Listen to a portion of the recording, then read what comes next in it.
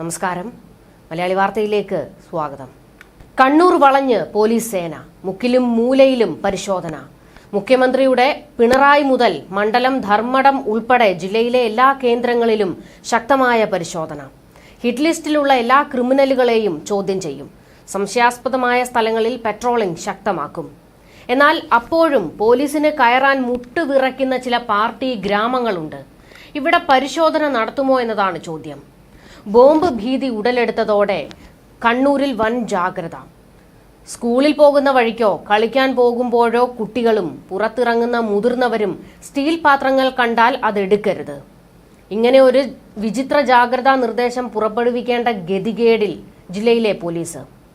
തേങ്ങ പെറുക്കാൻ പറമ്പിൽ കയറിയാലും പൊട്ടിത്തെറിക്കുമെന്ന ഭയത്തിലാണ് കണ്ണൂർ. കേരളത്തിന്റെ അനൌദ്യോഗിക ബോംബ് നിർമ്മാണശാലയായി മാറിയിട്ടുണ്ട് കണ്ണൂർ എന്ന ജില്ല. ആഭ്യന്തരമന്ത്രിയുടെ സ്വന്തം നാടാണ്. ദൗർഭാഗ്യവശാൽ ഈ ബോംബ് നിർമ്മാണത്തിൽ മുന്നിട്ട് നിൽക്കുന്നത് ആഭ്യന്തരമന്ത്രിയുടെ സ്വന്തം പാർട്ടിക്കാർ തന്നെയാണ്. എത്ര നിർവീര്യമാക്കിയാലും പൊട്ടിത്തെറിക്കുകയാണ് കണ്ണൂരിലെ നാടൻ ബോംബുകൾ. അക്രമരാഷ്ട്രീയം ഉപേക്ഷിച്ചെന്ന് നേതാക്കൾ ആണയിടുമ്പോഴും ബോംബ് നിർമ്മാണത്തിന്റെ കണക്കുകൾ നൽകുന്നത് മറ്റൊരു ചിത്രമാണ്. ജില്ലയിൽ 5 വർഷത്തിനുള്ളിൽ 252-ലധികം ബോംബുകളാണ് കണ്ടെടുത്തത്. 6 മാസത്തിനിടെ 15 ബോംബുകൾ കണ്ടെത്തി. ഈ സാഹചര്യത്തിൽ മറ്റു ജില്ലകളിലെ ബോംബ് സ്ക്വാഡിനെ കണ്ണൂരിൽ എത്തിക്കാൻ തീരുമാനിച്ചിരിക്കുകയാണ്. 3 വർഷത്തിനിടെ 8 ജില്ലയിൽ സ്ഫോടനമുണ്ടായത്. പാനൂർ സ്ഫോടനം ഉൾപ്പെടെ നാടൻ ബോംബ് നിർമ്മാണത്തിനിടെ 1998 ശേഷം മരിച്ചത് 10 പേരാണ്. അതിൽ 6 പേർ CPM പ്രവർത്തകരും 4 പേർ RSS പ്രവർത്തകരുമാണ്. പാനൂർ, കൊളവല്ലൂർ, തലശ്ശേരി എന്നിവിടങ്ങളിൽ നിന്നാണ് പ്രധാനമായും ബോംബുകൾ കണ്ടെത്തിയത്. 4 നൂറ്റാണ്ടിലേറെയായി കണ്ണൂരിൽ ബോംബ് ഭീതി ആരംഭിച്ചിട്ട്. ആക്രിപെറുക്കി ജീവിക്കുന്ന തമിഴ് കുടുംബത്തിലെ കുട്ടിയായ അമാവാസിയുടെ ദൈന്യത മുതൽ മലയാളിയുടെ മുന്നിലുണ്ട്.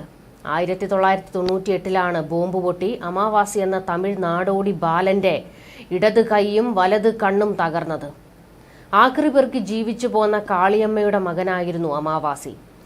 1998 ഒക്ടോബറിൽ ഒരു ദിവസം അമ്മയ്ക്കൊപ്പം നടന്ന് ആക്രി സാധനങ്ങൾ പെറുക്കവേ ഒരു സ്റ്റീൽ പാത്രം കണ്ടു. അതിനുള്ളിൽ എന്തെങ്കിലും ഭക്ഷണ സാധനം ഉണ്ടാകുമെന്ന് കരുതിയാണ് അടപ്പ് തുറക്കാൻ അവൻ ശ്രമിച്ചത്. ഉടൻ അത് പൊട്ടിത്തെറിച്ച് ഒരു കണ്ണും കൈയും നഷ്ടമായി. ഏറെ നാളത്തെ ചികിത്സയ്ക്ക് ശേഷം ബോംബ് സൃഷ്ടിച്ച വൈകല്യവുമായി അമാവാസിയും അമ്മയും കടത്തിണ്ണയിൽ തന്നെ കഴിയുന്നു. പിന്നീട് തിരുവനന്തപുരത്തുള്ള സായി ഗ്രാമം ഇവരെ 2 പേരെയും ഏറ്റെടുത്തു. കവി സുഗതകുമാരി അമാവാസിക്ക് പൂർണ്ണചന്ദ്രൻ എന്ന് പേരിട്ടു. പൂർണ്ണചന്ദ്രൻ സ്കൂൾ പഠനത്തിന് ശേഷം തിരുവനന്തപുരം സ്വാതി തിരുനാൾ സംഗീത കോളേജിൽ ചേർന്ന് പഠിച്ചു. ഇപ്പോൾ അവിടെ തന്നെ ജോലി ചെയ്യുന്നു. എതിരാളികളെ വകവരുത്താൻ ഓരോ രാഷ്ട്രീയ പാർട്ടിയും നിർമ്മിക്കുന്ന ഉഗ്ര സ്ഫോടക വസ്തുവിന്റെ ഇരകളായി തീരുന്നത് കുട്ടികളും വൃദ്ധരും സ്ത്രീകളും അന്യസംസ്ഥാന തൊഴിലാളികളുമൊക്കെയാണ്. 6 വയസ്സുകാരി അസ്നയ്ക്കും അമാവാസിയുടേതുപോലൊരു കഥയുണ്ട്. 2000 സെപ്റ്റംബർ 27 സംസ്ഥാനത്ത് തദ്ദേശ തെരഞ്ഞെടുപ്പ് നടന്നത്.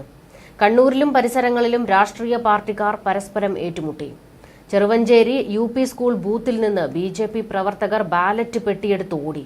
കോൺഗ്രസുകാർ തടഞ്ഞു. തുടർന്നുണ്ടായ സംഘർഷത്തിനിടെ ബോംബേറുണ്ടായി. BJPക്കാർ എറിഞ്ഞ ബോംബ് സ്കൂളിന് സമീപത്തെ വീട്ടുമുറ്റത്ത് കളിച്ചുകൊണ്ടിരുന്ന അസ്ന എന്ന 6 വയസ്സുകാരിയുടെ അടുത്ത് വീണ് പൊട്ടിത്തെറിച്ചു. കുട്ടിക്ക് ഗുരുതരമായ പരിക്കേറ്റു. വലതുകാൽ മുറിച്ചു മാറ്റേണ്ടി വന്നു. 6ാം ക്ലാസ് മുതൽ കൃത്രിമ കാൽ വെച്ച് നടന്ന് പരിശീലിച്ച അസ്ന പഠനത്തിൽ മിടുക്കിയായിരുന്നു. എല്ലാ ക്ലാസുകളിലും ഉയർന്ന മാർക്ക് വാങ്ങി പഠിച്ച് കോഴിക്കോട് മെഡിക്കൽ കോളേജിൽ നിന്ന് MBBS നേടി എന്നതാണ് ചരിത്രം. കണ്ണൂരിലെ ബോംബ് സ്ഫോടനങ്ങളിൽ 12 വയസ്സിന് താഴെ പ്രായമുള്ള 5 കുട്ടികൾക്ക് ഗുരുതരമായി പരിക്കേറ്റിട്ടുണ്ടെന്നാണ് കണക്ക്. ബോംബ് രാഷ്ട്രീയം ജീവനെടുത്ത പാർട്ടി പ്രവർത്തകരുടെ കണക്ക് പറയുന്നതിൽ അർത്ഥമില്ല. ബോംബ് നിർമ്മാണത്തിനിടെ കൊല്ലപ്പെട്ടവർക്ക് രക്തസാക്ഷി മണ്ഡപവും ബലിദാന മണ്ഡപവും ഒരുക്കാൻ മത്സരമാണ്. 2 കൊല്ലം മുൻപ് ആക്രി കച്ചവടക്കാരനായ അസം സ്വദേശി ഫസൽ ഹക്കും മകൻ ഷാഹിദ് ഇസ്ലാമും സ്ഫോടനത്തിൽ കൊല്ലപ്പെട്ടിരുന്നു. ആക്രിയെന്ന് കരുതി പെറുക്കിക്കൂട്ടിയ സ്റ്റീൽ പാത്രം തുറക്കാൻ ശ്രമിക്കുമ്പോഴാണ് ആ ദുരന്തമുണ്ടായത്. ഇതുപോലെ എത്രയോ കണക്കുകളുണ്ട്. എത്രയോ കുട്ടികൾക്ക് അപകടങ്ങൾ ഉണ്ടായ കണക്കുകൾ എടുക്കാനുണ്ട്. എത്രയോ മുതിർന്നവർക്ക് അപകടങ്ങൾ സംഭവിച്ചിരിക്കുന്നു. കണ്ണൂരെന്ന് കേട്ടാലേ മറ്റ് ജില്ലക്കാർക്ക് ഭയമാണ്. എന്നാൽ അന്നാട്ടിലെ ജനങ്ങൾ വളരെ സാധാരണക്കാരാണ്, നല്ല മനുഷ്യരുമാണ്. രാഷ്ട്രീയക്കാരാണ് കണ്ണൂരിലെ വില്ലന്മാർ. വിദ്യാഭ്യാസമോ തൊഴിലോ ഇല്ലാത്ത ചെറുപ്പക്കാർ പാർട്ടിക്കാരുടെ കൂലിത്തല്ലുകാരും ബോംബ് നിർമ്മാതാക്കളുമായി ജീവിതം ഹോമിക്കുകയാണ്. എത്ര കേസുണ്ടായാലും നേതാക്കൾ ഇടപെട്ട് ഇവരെ രക്ഷപ്പെടുത്തും.